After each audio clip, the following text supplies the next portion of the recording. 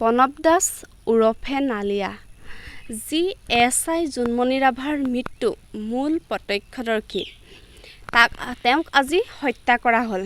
তেওঁক মাৰি পেলোৱা হ'ল। কিহৰ কাৰণে? কি ভুল আছিল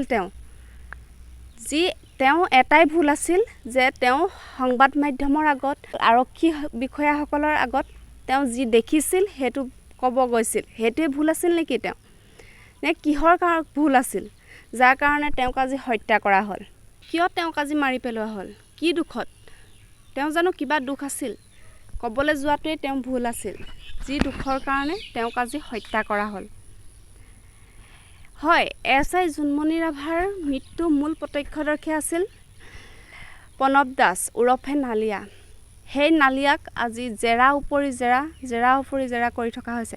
তেওঁক ইমানে সোধ-পোছ কৰি থকা হৈছে যে তেওঁহে যেন মূল অভিযুক্ত, মূল সেই নৰপিশাচজন। তেওঁক কিয় ইমান জেৰা কৰি থকা হৈছে? কিহৰ কাৰণে?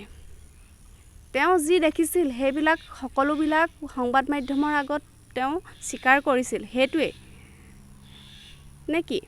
আপোনালোকে কওকচোন, কি দুখ আছিল তেওঁ? আজিৰ যুগত সেইটো কাৰণে যদি কিবা ভুল দেখেও, কিবা দুৰ্নীতি হৈ থকা দেখেও কোনোৱে মাত মাতিব নাযায়। কাৰণ যোনে দেখে তেওঁলোককহে বেছি প্ৰশ্ন সোধা যায়, তেওঁলোককহে বেছিকৈ সোধ-পোছ কৰা হয়। কিন্তু যি মূল অভিযুক্ত তেওঁলোকক একো কৰা নহয়, তেওঁলোকক সোধ-পোছ নকৰে। SI জুনমণিৰাভাৰ মাতৃয়ে তেওঁ মৃত্যু হোৱাৰ পাছত এখন এজাহাৰ দাখিল কৰিছিল। সেই এজাহাৰখনত তেওঁ সকলো কথা লিখা আছিল। তাৰ পাছতো তেওঁ আভাজ্যোতি ৰাভা আৰু লীনা দলেৰ নামো তাত সাঙুৰ খাই আছিল। কিয় আজিলৈকে তেওঁলোকক গ্ৰেপ্তাৰ কৰিলে? কিয় তেওঁলোকক এবাৰো আজিলৈকে নুসুধিলে?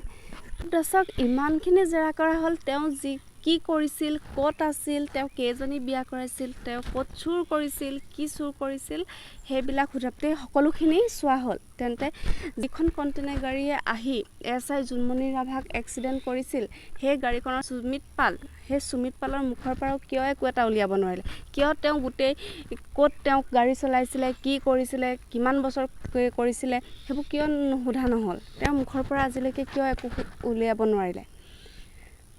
ইমানখিনি যে প্ৰণৱ দাসৰ লগত হৈ আছে, কিয় লীনা দলে, আভাজ্যোতি ৰাভা, সুমিত পালৰ লগত নহ'ল? ইয়াৰ মাজত কি সোমাই থাকে আপোনালোকে কওকচোন। আপোনালোকে ভাবে হত্যাকাণ্ডটোৱে ন্যায় পাব? আজি প্ৰণৱ দাসক মাৰি পেলোৱাৰ নিচিনা হোৱা নাইনে? তেওঁৰ ওপৰত ইমানেই জেৰা চলিছে যে তেওঁ যদি বাথৰুম যাব লাগে থাকে, বাথৰুম যাবলৈ নাপায়। যদি পিয়াহ লাগে, পানী খাবলৈ নাপায়। তেওঁ শুব লাগে পকাত। কি তেওঁ সৎ সাহসেৰে কথা ক'ব গৈছিল? সেইটোৱে তেওঁ ভুল আছিল। সেইকাৰণে তেওঁক ইমানকৈ শাস্তি দিয়া হৈছে।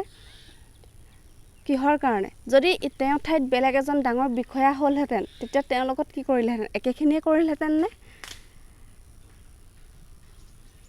তেওঁ মুখৰ পৰা যিখিনি আজিলৈকে ওলাই আছে, সকলোখিনি তেওঁ প্ৰথম দিনাখনিৰ পৰা যিখিনি কৈ আছে, সেইখিনিয়ে কৈ আছে। এজন হত্যাকাৰীতকৈও যদি তেওঁ প্ৰত্যক্ষদৰ্শীহে আছিল, তেওঁ কোনো হত্যাকাৰী নাছিল। হত্যাকাৰী থকা হ'লে তেওঁ সন্মুখত আহি কেতিয়াও কথা ক'বলৈ সাহস নকৰে। যদি তেওঁ স্বাৰ্থ থাকিলহেঁতেন, কেতিয়াও ওলাই নাহিল হয়। তেওঁৰ লগত কৰা এনেকুৱা ব্যৱহাৰে তেওঁক হত্যাত কৰাতকৈও কোনো গুণে কম নহয়। তেওঁক ইমানখিনি কৰাতকৈ হত্যা কৰাই ভাল আছিল। কিয়নো এজন মানুহে সত্য কথা ক'বলৈ গৈ যদি ইমানখিনি ভুগিব লগা হয়, তেন্তে দুৰ্নীতি কৰাকেইজন কিয় হাৰি যাব লগা হয়? দুৰ্নীতি কৰাকেইজন ইয়াতকৈও বেছি শাস্তি পাব লাগিছিল। আমাৰ অসমত সেইটো সঁচা কথা। আমাৰ অসমত বিশেষকৈ আমাৰ ইয়াত যোনে মাত মাতিব যায়, সি বেছিকৈ ভুগিবলগীয়া হয়।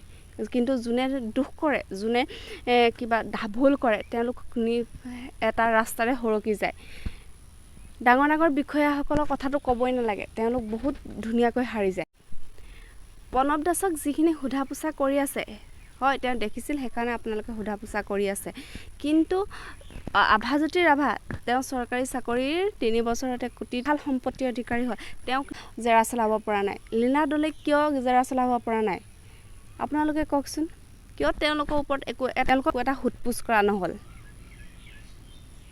ইয়াৰ মাজত স্বাৰ্থ নিশ্চয় জড়িত হৈ থাকিব লাগিব। কোনো বিনা স্বাৰ্থত কোনো একো কাম তেনেকুৱা ধৰণৰ কাম কৰিব নোৱাৰে। এনেধৰণে যদি অকল প্ৰণৱ দাসৰ ওপৰতে জেৰা চলি থাকে তেন্তে SI জোনমণি ৰাভাৰ হত্যাকাণ্ডই কেতিয়াও ন্যায় নাপায়। কাৰণ এয়া ন্যায় পাব বুলি ধৰিবই নোৱাৰি। যদি ডাঙৰ ডাঙৰ যোনকেইজন ব্যক্তি ইয়াত জড়িত হৈ আছে তেওঁলোকক ধৰি আনি যদি সোধপোছ নকৰে, অকল যদি প্ৰত্যক্ষদৰ্শীকে সোধপোছ কৰি থাকে, তেতিয়াও ভাবিব নোৱাৰি যে ইয়াৰ কোনো ধৰণৰ এটা তদন্ত হৈছে বা ইয়াৰ কোনো সঠিক প্ৰমাণ ওলাব। এইটো এটা পৰিকল্পিতভাৱে কৰা হত্যাকাণ্ড, যি হত্যাকাণ্ড এতিয়া এক্সিডেণ্টৰ ৰূপ দিয়া হৈছে। আমি এটাই বিচাৰোঁ, SI জোনমণি ৰাভাৰ মৃত্যুকাণ্ড, সেই হত্যাকাণ্ডটোৰ যোনজন কাল্পিত সেইজনক সোনকালে গ্ৰেপ্তাৰ কৰক আৰু জোনমণি ৰাভাক ন্যায় দিয়ক। আৰু আপোনালোকে কি বুলি ভাবে বাৰু জনাবচোন। যদি এনেদৰে তদন্ত গতি যদি লেহেমীয়া হৈ থাকে তেওঁ ন্যায় পাবনে? যদি অকল প্ৰণৱ দাসকে সোধা পোছা কৰি থাকে তেওঁলোকে ন্যায় পাব? তেওঁক এনেদৰে সোধা পোছা কৰি তেওঁক মানসিকভাৱে হত্যা কৰাতকৈও কোনো গুণে কম হোৱা নাই। তেওঁক এনেদৰে হত্যা কৰাতকৈ মূল যোনজন কাল্পিত, যিকেইজন তাত জড়িত হৈ আছে, যাৰ নাম সাঙুৰ খাইছে, তেওঁলোকক আনি লৈ তেওঁলোকক গ্ৰেপ্তাৰ কৰি তেওঁলোকক সোধপোছ কৰক। তেতিয়া এনেও ৰহস্য উদ্ঘাটন হ'ব আৰু মূল কাল্পিতক ধৰিব পাৰিব। যদি মোৰ এই ভিডিঅ'টো চাই ভাল পালে তেন্তে লাইক, শ্বেয়াৰ এণ্ড ছাবস্ক্ৰাইব কৰিবলৈ নাপাহৰিব। আজিলৈ আহিছোঁ।